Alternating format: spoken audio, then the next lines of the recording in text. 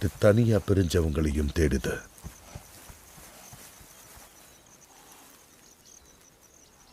அப்ப அதோட கண்ணில் சிக்கிறது கொஞ்சம் வயசான இந்த காட்டெருமை.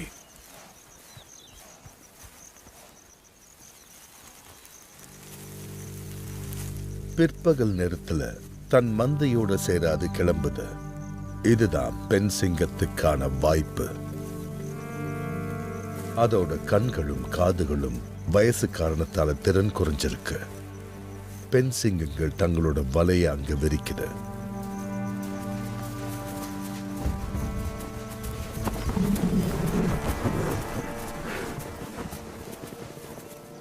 பசியோடையும் ஆபத்தை பார்த்து பயப்படாமையும் இருக்கிற இளம் சிங்கங்கள் முதல்ல தாக்க ஆரம்பிக்குது.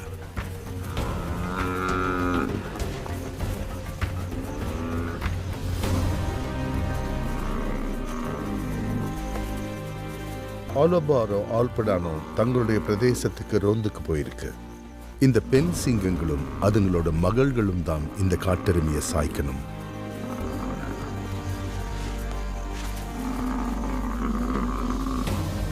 அதுக்கப்புறம்தான் லோக்கலோக்கும் ஒலுமினாவும் வந்து சேருதுங்க. ஒலோல்மினா வழக்கம் போல எதிலையும் சேராம பின்தங்கி இருக்கு. பல நாட்களுக்கு இந்த உணவு வருங்கிறதால பெண் சிங்கங்கள் தாராளமா எல்லாத்தையும் வழங்குது. இன்னைக்கு பங்குக்கு சண்டை வராது.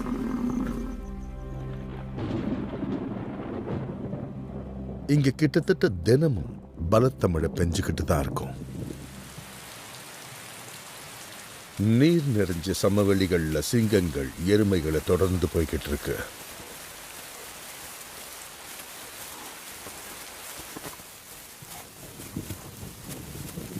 ஆனா இரவுல அந்த தொடர்பு வந்துடுது. மழையில கால் தடங்களும் அழிஞ்சு போயிட்டதால சிங்கங்கள் பல மணி நேரமா தேடுது.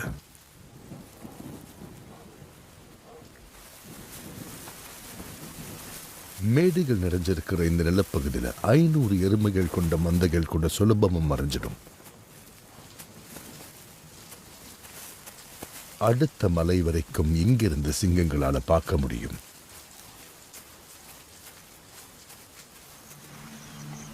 பிற்பகுதியில எருமை மந்தைய அதுங்க பார்த்துடுதுங்க. இப்ப பொறுமையா நேரம் எடுத்து மந்தைய கவனிக்குதுங்க.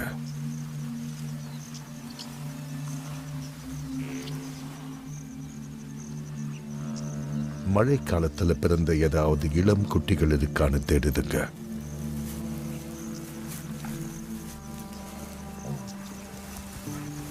சில நேரங்கள்ல கன்றுக்குட்டி தாயை விட்டு பெரிய கூட்டத்திலிருந்து பிரிஞ்சு போயிடும். இதுக்காகத்தான் சிங்கங்கள் காத்துக்கிட்டு இருக்கு.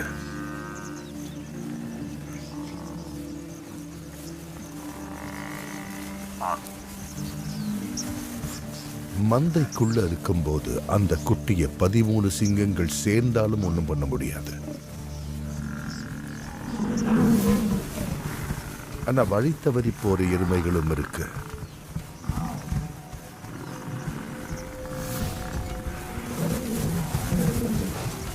அந்த எருமைகளை தனித்தனியா பிரிக்கிறதுக்கு சிங்கங்கள் முயலுது.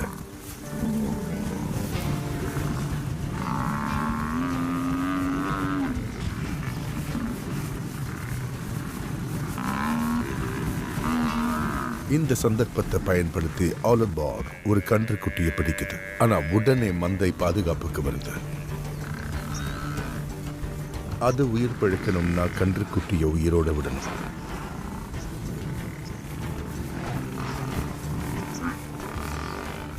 காயப்பட்ட அந்த கன்றுக்குட்டி ரொம்ப நேரம் உயிரோட இருக்காது. சிங்கங்களுக்கு நிறைய நேரம் இருக்கு. கன்றுக்குட்டியை விட்டுட்டு போக மந்தைய அதுங்க துரத்துதுங்க.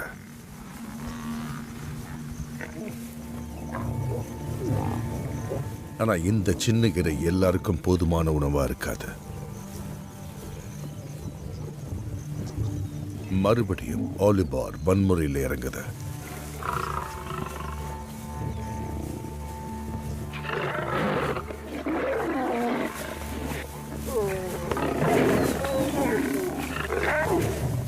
ஆலிபாருடைய இந்த மூர்க்கத்தனம் 3 தாய்களுக்கும் கோபம் வர வைக்குது. வலிமை வாய்ந்த மகன்கள் கூட இருந்தும் அதுங்களுக்கு எந்த லாபமும் இல்லை. ஆனா முதல்ல மாதிரி இந்த பகுதியை விட்டு அந்த சிங்கங்களை துரத்தவும் முடியாது.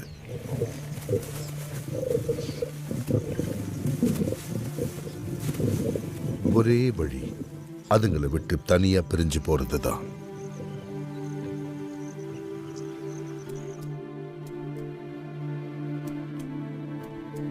ஜூன் மாதம், மழைக்காலம் முடிவுக்கு வருது.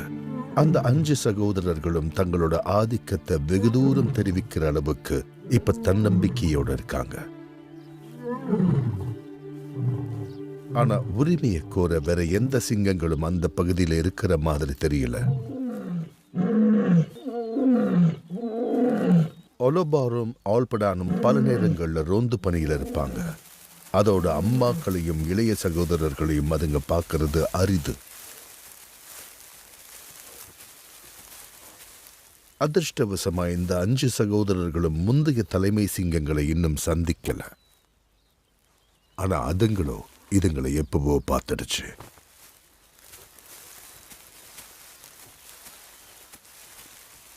வயதான 2 ஆண் சிங்கங்கள் பல வருஷங்களா அவங்களோட பிரதேசத்தை வெற்றிகரமா பாதுகாத்திருக்காங்க. அதுக்காக தழும்புகளும் ஆதாரங்களா இருக்கு. இனிமே நேருக்கு நேர் போரிடுற தன்னம்பிக்கை இதுங்களுக்கு இல்ல. அதனால பின்வாங்கி அமைதியா இருக்குங்க. எந்த சண்டையிலையும் ஈடுபடாம இருந்தா தங்களோட பிரதேசத்துல அதுங்க பல வருஷங்கள் உயிர் வாழலாம்.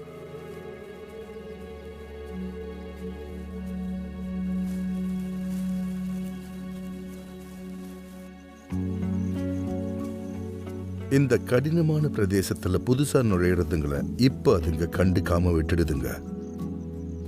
பல மாசங்களுக்கு ரோங்காய் ஆத்துல நீர் வரத்து இருக்கும். அது தாவர உண்ணிகளாக கொண்டு வரும். எருமை மந்தைகள் ஆண்டு முழுக்க இந்த பள்ளத்தாக்கில் இருக்கிறதால சிங்கங்கள் அங்க உயிர் வாழ்றதுக்கும் இது ஆதாரமா அமைது.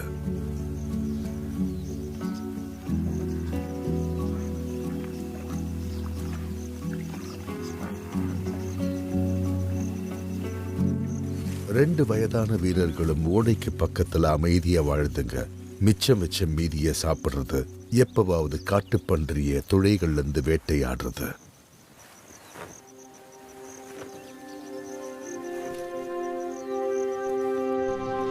ஆனா இந்த பிரதேசத்துக்கு உண்மையான உரிமையாளர்கள் அந்த 3 பெண் சிங்கங்களும் அதுங்களோட இளம் பிராயத்தில் இருக்கிற சந்ததியும் தான். அதுங்க தான் இந்த பகுதியை ஆக்கிரமிச்சது, இப்ப பாதுகாக்குது.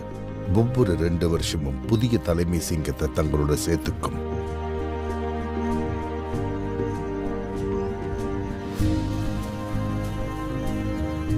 இப்போ அந்த 5 சகோதரர்களும் இங்க வந்திருக்கு.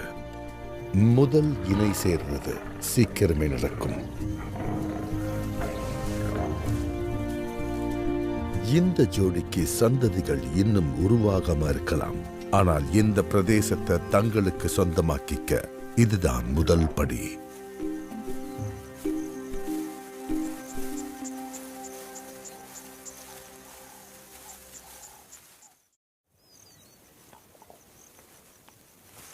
ரோங்காய் கரையோரமா இருக்கிற பெண் சிங்கங்கள் இந்த புது சூழ்நிலையிலையும் திருப்தியா தான் இருக்குங்க. ஆனா ஒரு பிரச்சனையும் இருக்கு. 3 பெண் சிங்கங்களுக்கும் ஏற்கனவே இளம் சந்ததி ஒன்று இருக்கு. 3 பெண் சிங்கங்கள், ஒரு ஆண்.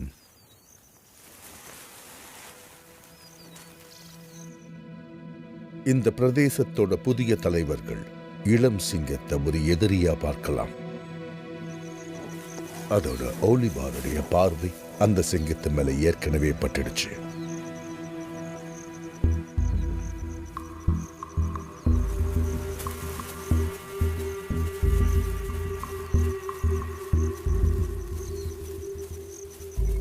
இந்த இளம் ஆண் சிங்கம் பயத்தில் இருக்கு. ஆனா தாயோடு சேர்ந்து இருக்கணும்னு விருப்பப்படுது. ஆனா ஆலிபார் அந்த கோணத்துல பார்க்கல.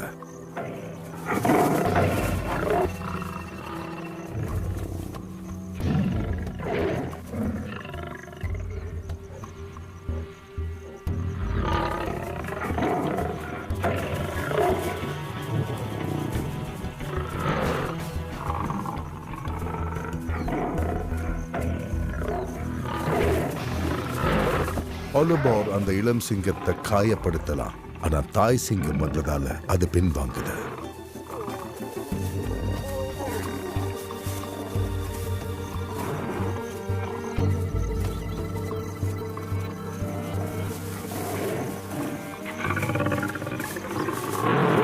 தாய் சிங்கமும் தன் மகனுக்காக உறுதியோட போராடுது.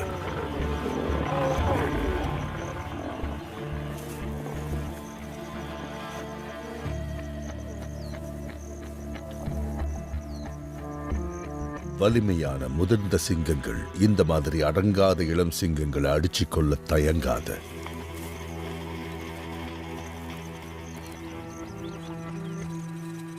ஆனா ஆலுபார் இப்பதான் இந்த பிரதேசத்தை புதுசா ஆக்கிரமிச்சிருக்கு.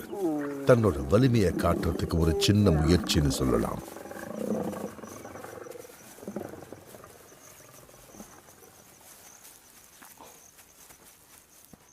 அடுத்த சில நாட்களுக்கு இந்த ரோங்காய் ஆற்றுப்பகுதி கொந்தளிப்பான இடமா மாறும். ஆனா அதுக்கு காரணம் இந்த சகோதரர்கள் இல்ல. ஏன்னா இந்த பகுதி அந்த 3 சிங்கங்களுக்கு சொந்தமானது. புதுசா 5 ஆண் சிங்கங்களோட வந்த பெண் சிங்கங்களை அதுங்க நிராகரிக்குது.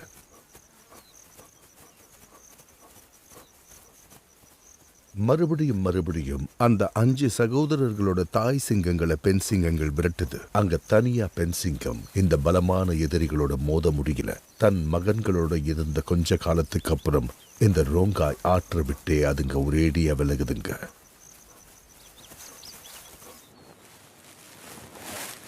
ஒலபாரோ அதோட சகோதரர்களும் இப்பதான் இந்த இடத்துக்கு உண்மையான தலைவர்கள்.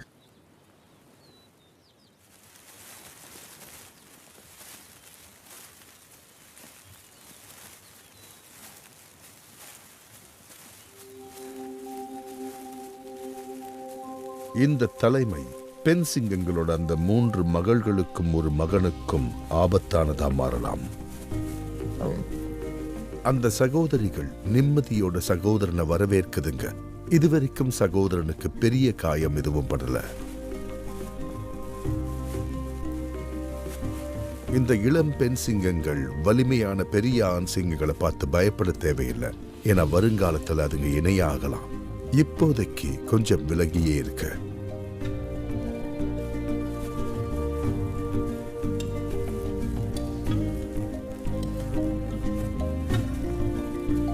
அடுத்த சில வாரங்களுக்கு தங்கள் தாயோட சொந்தமான பகுதிகளில் இதுங்க சுத்தி தெரியலாம். இதுங்க இன்னும் பாலின முதிர்ச்சி அடையாததால 5 சகோதரர்கள் இதுங்களை கண்டுக்கிறதில்ல. இளம் பருவத்தில் இருக்கிற அந்த ஆண் சிங்கம் கண்டிப்பா ஒரு முக்கியமான போட்டியா இருக்கலாம். அது ரொம்ப எச்சரிக்கையா இருக்கணும். இந்த 2 வலிமையான சகோதரர்கள் ஆலுபாரும் ஆல்படானும் தொலை தூரங்களுக்கும் போய் தங்களோட அடையாளத்தை எல்லா இடத்திலையும் விட்டுட்டு வருதுங்க. இந்த பெரிய பிரதேசத்துக்கு அதுங்க தான் புதிய தலைவர்கள்.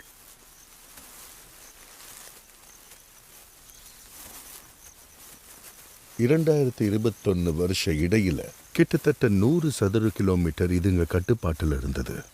காட்டெருமைகள் மழைக்காலத்தை கழிக்கிற நீர் நிறைஞ்ச ரோங்காய் ஆற்றோட பகுதிகளும் தெற்கே உள்ள பெரிய சமவெளி பகுதிகளும் இதில் அடக்கம்.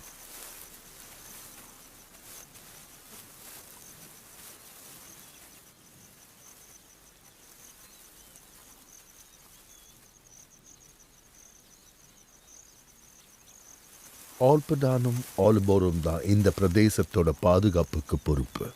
தங்கள் கூட்டத்தை விட்டு வெகு தூரம் உள்ள பிரதேசங்களுக்கும் போய் அதுங்க ரோந்து பணியில ஈடுபடுதுங்க.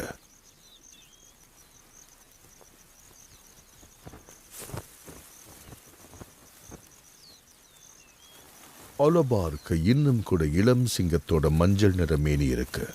ஆல்படானோட இணைஞ்சிருந்தாலும் இந்த கூட்டத்தோட கம்பீரமான தலைவன் இதுதான்.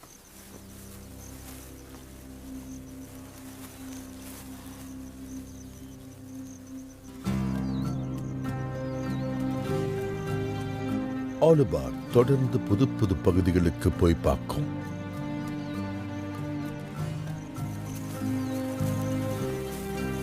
ஒரு நாள் அது வெகு தூரத்துக்கு, அதாவது பக்கத்து பிரதேசத்தோட தலைவன் இருக்கிற இடத்துக்கே போயிடுது.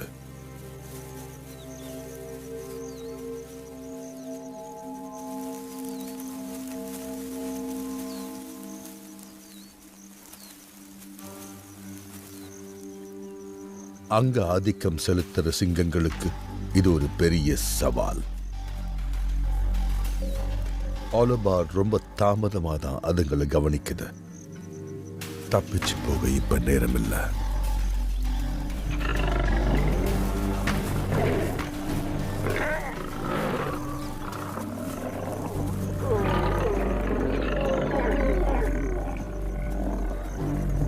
இதுவே அதோட முடிவாகவும் இருக்கலாம். அது பயத்துல முடங்கி போன மாதிரி இருக்கு. அதுங்களோட கோபத்தை அது தூண்டக்கூடாது.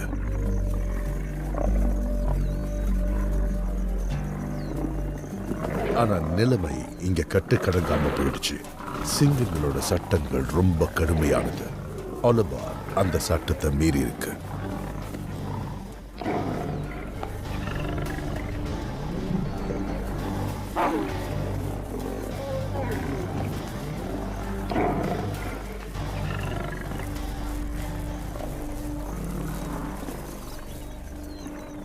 மரணத்தோட எல்லை வரைக்கும் போய் வந்திருக்கு. இன்னும் பல மாசங்களுக்கு அது ஊனமா இருக்கும்.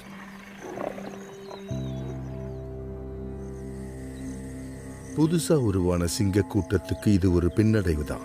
ஆனா சகோதரர்கள் தொடர்ந்து போராடியாகணும். சீக்கிரத்திலேயே ஒரு முக்கியமான மாற்றம் ஏற்படுது.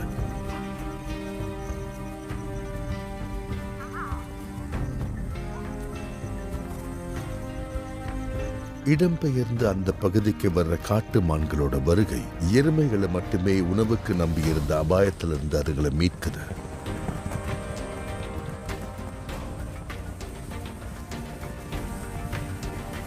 ஆனா இந்த மந்தைகள் மறுபடியும் இங்கிருந்து வெளியேறும் போது ஒரு பெரிய போராட்டமே இருக்கு. சிங்கங்களோட பரம விரோதிகளான காட்டெருமைகள் கூட.